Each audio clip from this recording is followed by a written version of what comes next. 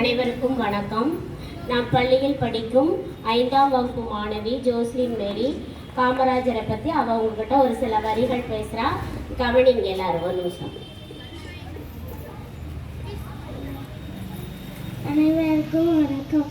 நான் காமராஜர் வந்துள்ளேன்.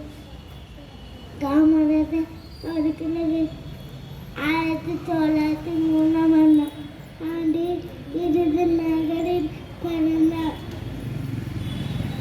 குமாரசாமி நாடாருக்கு சிவகாமி அம்மையாருக்கு மகனாக பிறந்தார்.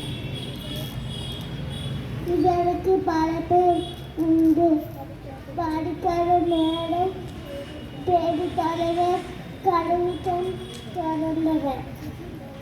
இந்த மாணவர் அழைக்கப்பட்டார். நாமும் அவரை போல வாழ்வோம். நன்றி, வணக்கம்.